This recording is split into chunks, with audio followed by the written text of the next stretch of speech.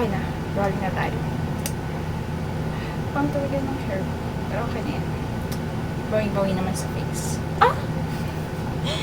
So what's up guys? This is yours truly, Chas, your aspiring book talker. So for today's episode, pag-uusapan naman natin ng isa pang series. Syempre, hindi na siya dun sa unang author na binanggit ko sa aking previous video. This is a series called The University Series by Miss Guay Saludes. And I'll show you the published books of this series. Tada! Kung mapapansin nyo, parang doble yung copy ng The Rain in España and Safe Skies Archer. So, doon na tayo sa first book. First book muna tayo. I'll explain the difference of the two. Tada!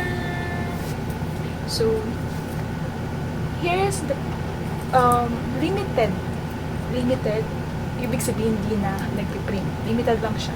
Pre-order period lang to. So, ang mabibili nyo na ngayon is here. Ito ang mass prod kung tawagin ng publisher. So, ito na ang naka-print this book. And if you want this book, you can purchase it na lang siguro sa mga ARs ng publisher. So, yun. Same content. Both merong special chapter. And siguro ang difference is the cover only. But the same content. So, this is the story of this, how do I start? So, in the University Series, this is all stand-alone stories ng mga magbabarkada. So, 2, 3, 4, 5, 6. Bali, 6 stories and 3 stories pa lang ang napapublish. And, yun yung una is ito nga, The Rain in España. Second, Safe Sky Archer. And the third is Chasing in the Well. Then, yung book 4 is the Golden Scenery, if I recall it right. And the fifth is, mali. The fourth book is Avenues of the Diamond. And then, the fifth is yung The Golden Scenery. And the sixth is Yesterday's Escape. The Yesterday's Escape. Tama ba? So, yun. Oh my god, I'm Lobot. Sorry. So, the content must go on. So, yan. Balik tayo dito. So, sa book 1, this is the story of Luna, Valeria, and Calix Martinez. So, here, si Luna ay isang student ng architecture, while Calix is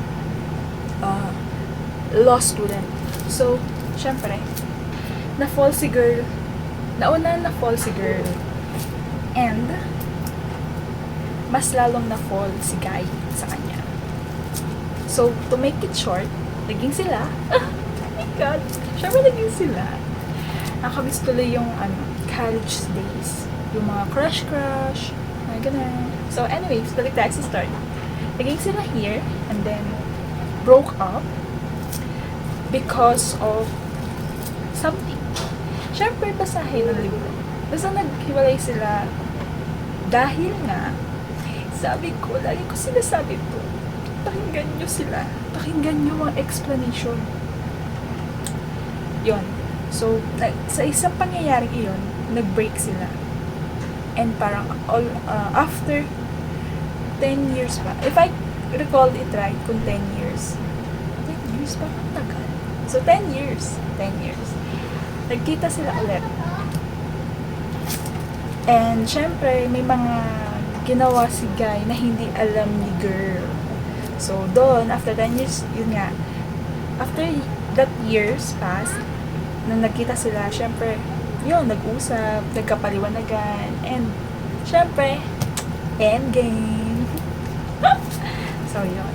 And, ang alam ko din, na-publish, na ano to, na, what do you call this?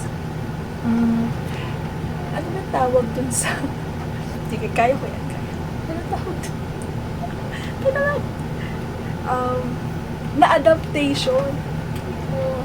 Na-adaptation siya, under Viva. Si ano ang bida? Si Heaven and si Marco. Panoorin niyo yun, maganda yun.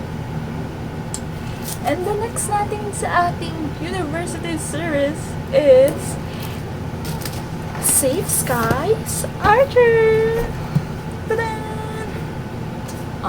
Meron din siya. Meron siyang limited edition premium copy and the mass prod of this book. Ito, available din to. Ito na yung mabibili nyo ngayon if you want to have the copy. And you can buy naman sa mga ARs ni publisher kung meron pa. So, yun. So, ito ang second installment ng University Series. So,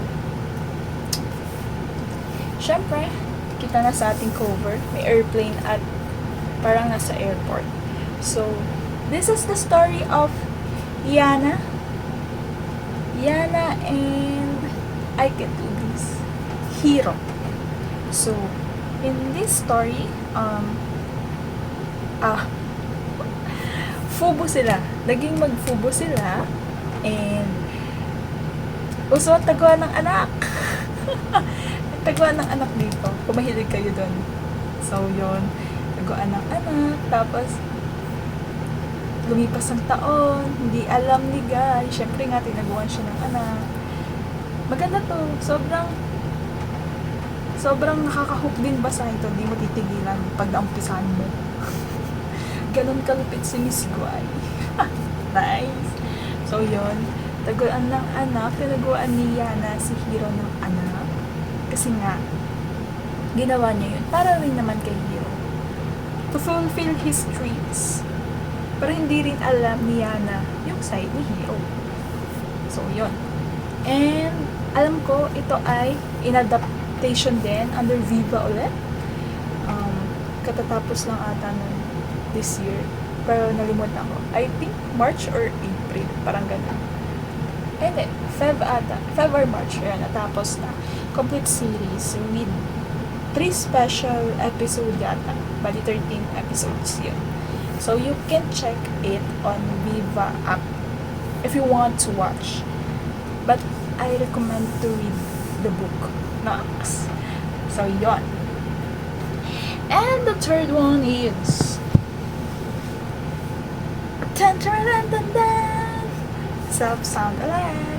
This is the third installment of University Series. Okay, kaya ko. May tatawid ko to. I'm so bulol po.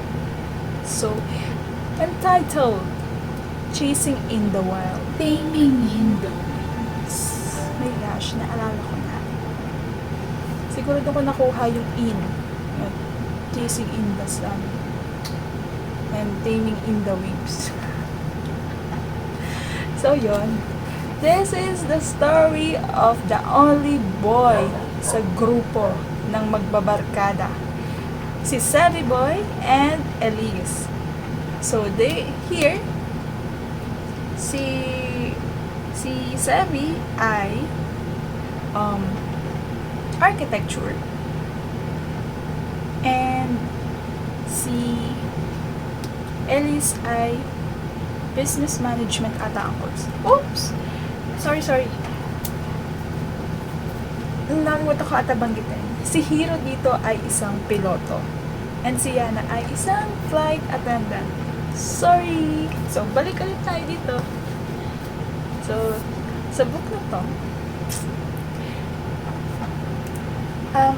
may favorite line ang mga nakapagbasa nito. Let's try.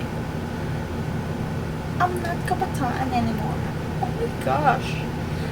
Hindi bagay sa akin. Tama ba ako?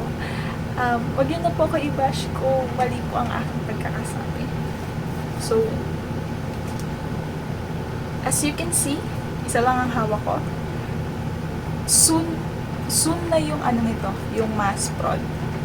And this is a limited premium edition. So, sabi ko nga sa nauna is pwede nyo siyang mabili sa mga ARs kung meron pa.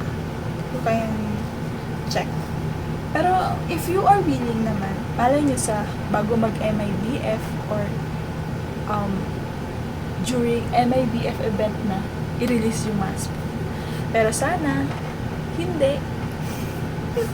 Kasi magkakabusan ng pera. So anyway, balik tayo sa story. So, ang story nilang dalawa is medyo cheesy sa umpisa, syempre, and to the point na pupunta sila sa isang problema sa relasyon nila na nagdudulot ng kanilang paghihiwalay, and of course, kung paano nila matatagpuan muli ang isa't isa. Sa ilang taon na lumipas na hindi sila magkasama, na alam nila sa sarili na mahal pa rin nila ang isa't isa. Sweet. Si Sabi Boy ay walking green flag. Sabi ko na rin yun ata sa aking TikTok. Follow nyo ako. Nag-promote. So yan. Walking green flag tong guy na grabe. Parang imposible sa reality. Pero, sa reality, meron pa din. So, anyways, ayun. Basahin nyo. It's so masarap. Masaya siyang basahin. So, ano pa bang pwede ko share? Alam nyo ba? Did you know? Syempre hindi. Did you know that I met Miss Guy twice. Last year sa PBF 2023 and this year nitong katatapos lang na PBF 2024 last April. Kaya kasi siya ng meet and greet. Alam niyo ba? Gusto ko siya. Yung una kong punta noon sa PBF, yun din yung una kong experience to attend a book fair. To be honest, alam ko nabanggit ko na to sa past videos ko. I'm an introvert. Hindi ako sanay. And when I see myself on some TikTok videos after the event, I'm so really? I survived that event just to meet her and to sign, para magpa-sign, and also to share some experiences reading her book. I started reading book again on Wattpad books nung I saw, actually, na-sponsored sa akin tong book. So, I got curious because I heard nga na they will adopt this in a series. So, when I heard that it has a book, I grab a chance to buy, but, sponsored. Ganda yarn. Then, sponsored. So, binasa ko yung book and it helps me a lot, actually. Although rom-com, may pagka-rom-com, may pagka melodrama o kung ano man, may mixed emotions. I saw myself that I need to realize it. I realized something that, life is short. I should enjoy and be happy. I should not, what do you call this? Sige, hindi ko ba ikulong yung sarili ko sa mga bagay na alam ko nilalayo ako sa kung sino ako, kung ano ako. Ayun. Tama na, baka umiyak na kayo. So, I suggest that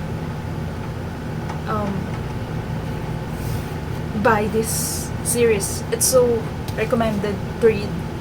And And I'm so thankful to Miss Cry that she shared his talent to us readers. Anyways, back to this book. It will have adaptation, I guess, this year. This year na ipapalabas. Under Viva ulit. And sana sa August. Kasi may balita August daw. So, ano pa ba? What should I tell more about this? Wala na. Ang bigat. So, I hope you enjoy my precious ano yan, Jazz? Precious video. precious. Sige, precious mo na i-precious. So, sana may natutunan. I hope may natutunan kayo and nag-enjoy kayo sa aking book recommendation, book storytelling, and spoiling. Wala naman na. Ingat kayo palagi. And please subscribe on my YouTube channel and also on my TikTok account. That's all. See you next time, guys. Bye!